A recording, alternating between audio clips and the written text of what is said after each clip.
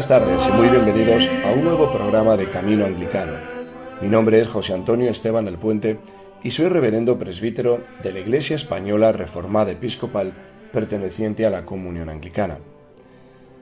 Hoy nos vamos a acercar a la obra de uno de los teólogos más influyentes del pensamiento cristiano contemporáneo, Nicholas Thomas Wright, más conocido como N.T. Wright, antiguo obispo de la diócesis de Durham en Inglaterra y una de las voces más relevantes en la renovación de la teología paulina en las últimas décadas. Su aportación ha sido especialmente significativa porque ha ayudado a releer el pensamiento del apóstol Pablo desde una perspectiva histórica, bíblica y profundamente eclesial, alejándose de ciertas interpretaciones excesivamente individualistas de la fe cristiana. Entre sus obras destaca un libro de especial interés para la vida cristiana cotidiana. Su título, Después de creer. Y aquí surge la pregunta central que vertebra todo el libro. ¿Qué ocurre después de la conversión? ¿Qué significa realmente haber creído en Cristo Jesús? Porque en muchas ocasiones el cristianismo se ha entendido únicamente como un punto de llegada, un momento de decisión personal, una experiencia espiritual o una profesión de fe. Sin embargo, Wright insiste en que la fe cristiana no es un punto final, sino todo lo contrario, es el inicio de un camino nuevo. En este sentido, el autor nos invita a comprender que creer en Cristo implica entrar en una nueva realidad, una nueva manera de vivir, donde la fe no se limita solamente a lo interior o lo privado, sino que transforma la totalidad de la existencia humana. Esto afecta a nuestra forma de pensar, a nuestras decisiones cotidianas, a nuestras relaciones, a nuestra ética y también a nuestra manera de entender la sociedad y el mundo. Para N.T. Wright, el creyente no solo es alguien que ha aceptado a Cristo, sino alguien que ha sido incorporado a una historia mayor, la historia del reino de Dios que ya ha comenzado con Jesucristo y que avanza hacia su plenitud. Por eso la pregunta no es únicamente ¿he creído en Cristo?, sino también ¿cómo vivo ahora que he creído? ¿Qué significa seguir a Cristo en lo concreto de la vida diaria? A lo largo de su obra, Después de creer, Wright desarrolla precisamente esta idea. La fe cristiana no es sólo una convicción interior, sino una vocación pública y transformadora. El cristiano está llamado a vivir como signo anticipado del reino de Dios en medio del mundo en el que se encuentra. Y esto tiene implicaciones muy concretas en la ética personal, en la vida comunitaria de la Iglesia, en la justicia, en el perdón, en la reconciliación y en la manera de relacionarnos con los demás. En definitiva, no se trata solo de creer en algo, sino de vivir de acuerdo con esa fe, de tal manera que toda la existencia quede configurada por Cristo. Si quieres profundizar en estas cuestiones y si quieres descubrir cómo N.T. Wright articula esta visión de la vida cristiana, te invito a que te quedes conmigo aquí, hoy, en Camino Anglicano. Comenzamos.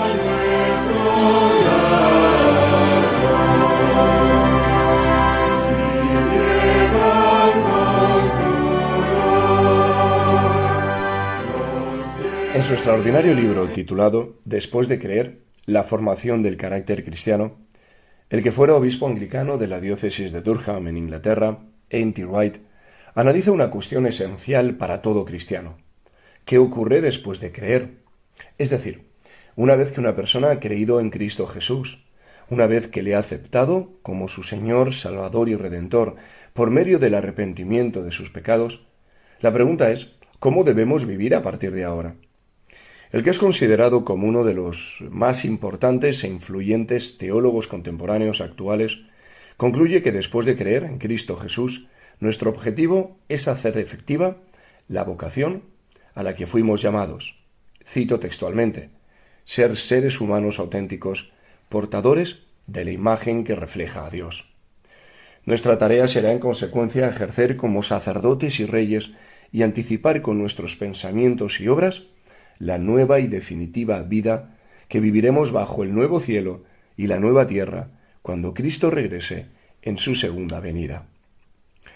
En el capítulo primero de la obra, que lleva por título ¿Para qué estoy aquí?, Wright comienza criticando dos posturas enfrentadas que han tergiversado el que debería ser el más genuino y sano comportamiento cristiano: el legalismo, que vincula la vida y el comportamiento del cristiano al cumplimiento de una serie de normas establecidas, y por otro lado, la apuesta subjetivista o relativista, que hace hincapié en que la vida cristiana implica la aceptación de uno mismo tal y como es, al margen de cualquier normativización objetiva que se le imponga. Frente a estas dos posturas, N.T. Wright establece que lo que importa después de creer no son ni las normas ni el autodescubrimiento espontáneo, sino el carácter.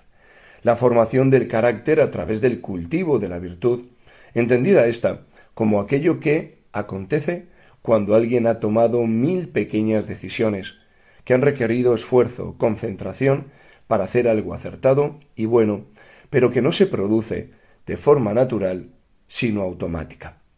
Para ejemplificarlo, N.T. Wright utiliza el caso de Chesley Sullenberger, un piloto de avión que, gracias a sus años de entrenamiento como piloto, consiguió aterrizar nada más y nada menos que un avión Airbus A320 en el río Hudson, consiguiendo salvar la vida de sus tripulantes y no causando ningún daño material ni humano sobre la población del barrio del Bronx en Estados Unidos.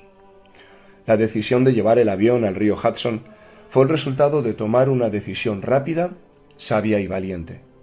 Tal decisión no fue improvisada, sino que le salió casi de forma automática, un automatismo que derivaba de haber tomado en el pasado, de forma reiterada y constante, decisiones similares. Esta decisión fue en consecuencia el resultado de haber desarrollado lo que N.T. Wright denomina una segunda naturaleza, un carácter formado a través de décadas de entrenamiento y del cultivo del valor, el autocontrol, la frialdad de juicio y la determinación para hacer lo adecuado, correcto y útil. En consecuencia, esta formación del carácter, y aquí reside la gran fortaleza de la tesis del libro de Wright, consiste en ofrecer una tercera vía genuinamente bíblica a las posturas legalistas o relativistas que imperan en nuestro mundo actual. Una vía que es la que el Señor Jesús describe y prescribe a la luz de su encuentro con el joven rico. En los capítulos 2 y 3, titulados La transformación del carácter y sacerdotes y reyes, Wright explica en qué consiste en realidad el carácter cristiano.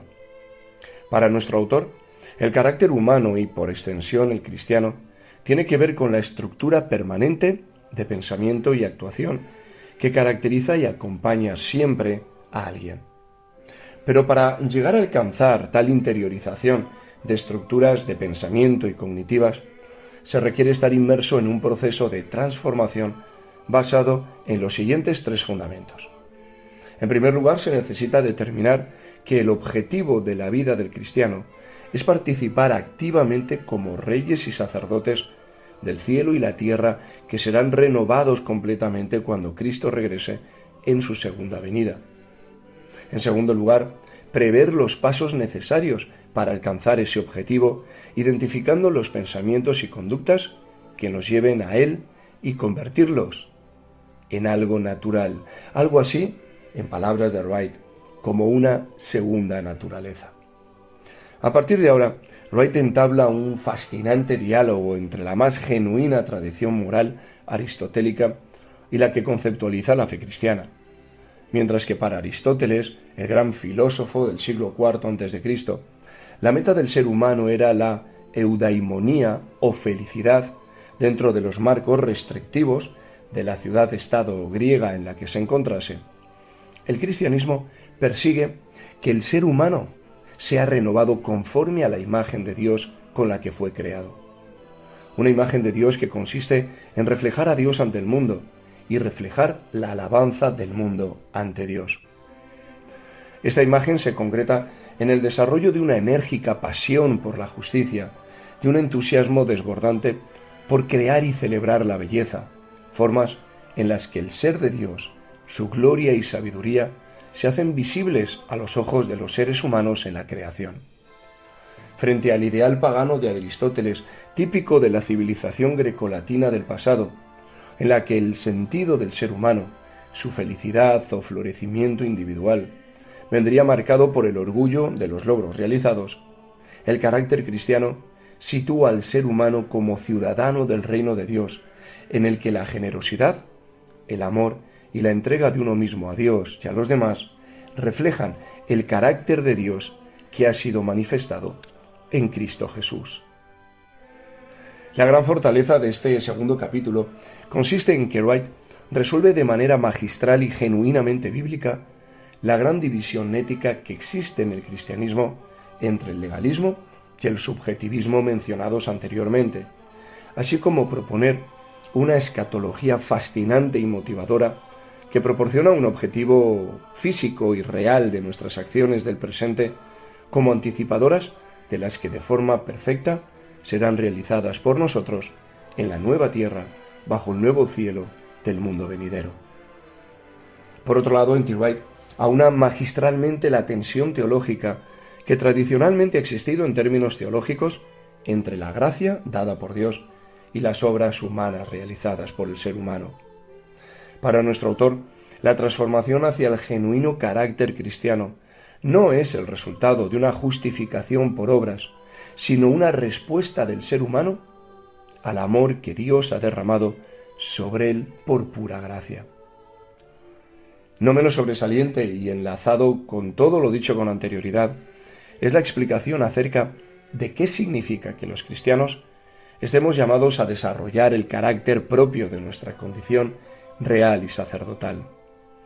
En Génesis capítulo 1 y versículos del 26 al 28, se afirma que Dios creó al ser humano a su propia imagen, concediéndole soberanía sobre el resto de la creación. El ser humano es la imagen que permite ver que es Dios quien la gobierna. Sin embargo, el reinado del hombre sobre la creación, explicitado en el mandato de que someta la tierra, no debe ser entendido como una excusa para explotar la tierra de forma inmisericordia y destructiva. En nuestro peregrinar hacia nuestra realeza consumada, el ser reyes implica aprender a reinar sobre nuestra propia vida, rompiendo las cadenas de nuestras limitaciones, errores y pecados, y aprendiendo a vivir de forma libre y responsable conforme a la voluntad de Dios. Nuestra condición sacerdotal en el presente siglo se ejerce por medio de la oración intercesora, llevando a toda la creación en el corazón y trasladando el sufrimiento del mundo por medio del Espíritu Santo a la presencia divina. A través de una voz consciente, razonada y agradecida a Dios por su creación, y reflejando como un espejo angulado la gloria y el amor de Dios por medio de su carácter transformado. El capítulo 4, el reino que ha de venir y el pueblo preparado, así es como se titula, se presenta a mi juicio, hermanos, como la parte más esencial y estimulante de toda la obra. En este capítulo, N.T. Wright analiza de forma contundente y nuevamente magistral cómo las enseñanzas de Jesús, especialmente las contenidas en el Sermón del Monte, constituyen lo que podríamos denominar la ética del reino de Dios. Las bienaventuranzas no son, a la luz de la más objetiva exégesis bíblica, un conjunto de reglas normativas que debamos cumplir, sino los hábitos de la humildad y de la misericordia que anticipan la plenitud de los mismos en los creyentes cuando reinen con Cristo en la nueva tierra bajo el nuevo cielo. En consecuencia, el mandato de ser perfectos, así como el Padre lo es, no significa cumplir perfectamente con tales reglas prescritas, sino con la madurez de un carácter que desborde amor a Dios y a los demás, y cuyas reglas cumplidas sean el reflejo de tal carácter. Asimismo, en este capítulo, nuestro autor destaca que la inauguración del reino de Dios es la consecuencia de la muerte y resurrección de Cristo, muerte y resurrección que supusieron la derrota definitiva de las fuerzas del caos y de la maldad. A través del cumplimiento de las profecías de Jeremías y Ezequiel, donde Dios prometió escribir la ley en el corazón de los hombres y sustituir su corazón de piedra por uno de carne, se entiende que la virtud cristiana es definitiva, no es otra cosa sino que el resultado de ese corazón renovado por la gracia y el amor de Dios. Una virtud derivada del carácter cristiano que encuentra en Cristo su modelo a seguir. Pero este modelo de Jesús, y esta es a mi juicio una de las mayores genialidades expositivas de la obra, no debe ser entendido como un mero ejemplo moral a copiar, sino como una nueva forma de ser verdaderamente humana, donde la condición de ser bendito o bienaventurado ocurre cuando el hombre rinde su corazón a Dios, y éste, el Señor, actúa en y a través de su vida. Así, el capítulo concluye con la explicación de que la virtud cristiana no es un intento de ganar la salvación, sino de constatar la nueva creación que ya somos en Cristo. En los capítulos 5 y 6, transformados por la renovación de la mente y 3 virtudes, 9 verdades de fruta y un cuerpo, se analizan el papel que desempeña el pensamiento y la razón en la formación del carácter cristiano, y cómo el creyente, guiado por el Espíritu de Dios, llega a reflejar las más genuinas virtudes cristianas propias del ser humano que debe llegar a ser. Para Wright, el capítulo 3 de la carta de Pablo a los Colosenses se nos presenta como el manual que nos habla de cómo alcanzar la virtud cristiana. El creyente debe hacer morir la ira, la malicia, la mentira, la inmoralidad sexual, para revestirse de una nueva humanidad caracterizada por la paciencia, la humildad y la compasión, y sobre todo por el amor, que es el vínculo de la perfección. Para Wright, Romanos 12:1-2 nos enseña que Dios no desea que seamos unas marionetas o muñecos en sus manos, sino que la verdadera humanidad implica que la verdadera espiritualidad no anula nuestro raciocinio y nuestro intelecto, sino todo lo contrario. La verdadera espiritualidad potenciará, estimulará, agudizará y hará más fuerte nuestra capacidad intelectual y racional, que juzgará lo bueno y lo malo conforme a la voluntad de Dios. A partir de aquí nos encontramos con otra de las grandes fortalezas de la obra, el realismo con el que aborda cómo se ejercitarán las virtudes cristianas. Se trata de un trabajo que será duro y arduo, pausado, tranquilo y de larga duración, y que requerirá de un decidido compromiso moral e intelectual. Un trabajo que no lo podremos alcanzar de forma aislada, sino que deberá ser desarrollado dentro de la Iglesia, ya que será a partir de la práctica y ejecución de la verdad y del amor con respecto a los demás, que podremos ir creciendo conforme a la imagen de Cristo. En definitiva, reflejar las virtudes cristianas será el resultado de haberlas recibido como un regalo o don de Dios, y de ejercitarlas mediante un trabajo y una voluntad consciente y decidida. Por otro lado, en el capítulo 6, Wright muestra la enésima ejemplar explicación del libro al realizar una exégesis cuidada, precisa y, hermanos, a mi juicio, definitiva del libro de Gálatas, capítulo 5 y versículo 18, donde se afirma que si sois guiados por el Espíritu, no estáis bajo la ley. Para Wright, históricamente se ha interpretado esta afirmación de Pablo como una suerte de dicotomía entre las normas que uno debe aceptar y cumplir y la espontaneidad con la que uno debería actuar. Sin embargo, la ley no tiene nada que ver con un código general, moral o ético.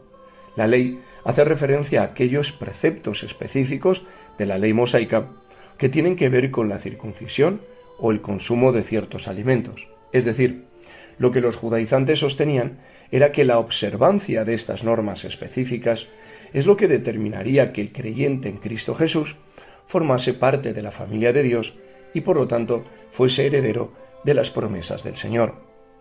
Sin embargo, con la llegada del Mesías, estas prescripciones dejarían de ser operativas para formar parte de la familia del pacto. La marca a partir de la cual el ser humano formaría parte de la familia de Dios, de su pueblo, ya no sería la observancia de tales preceptos, sino la creencia en Cristo Jesús.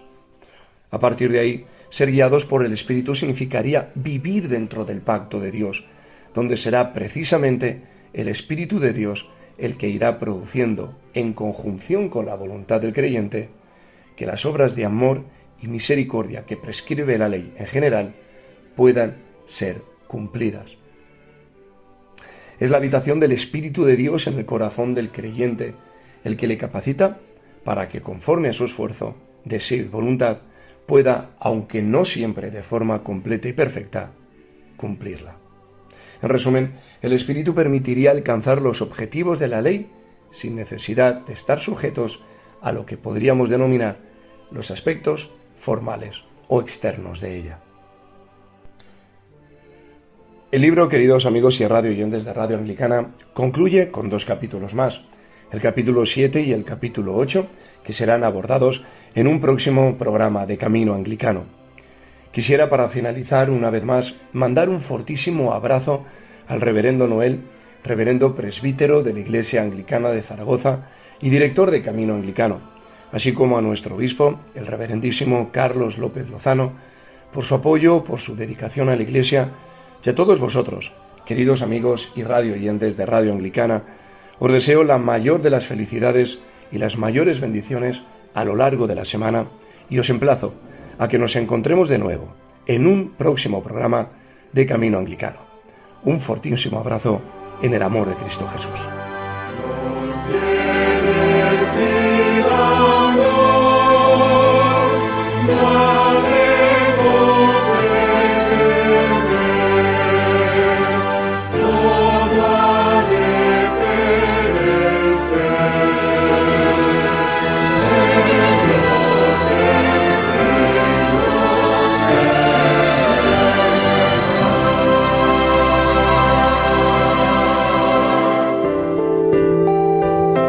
Transmite Radio Anglicana.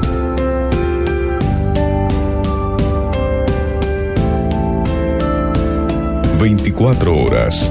siempre junto a ti.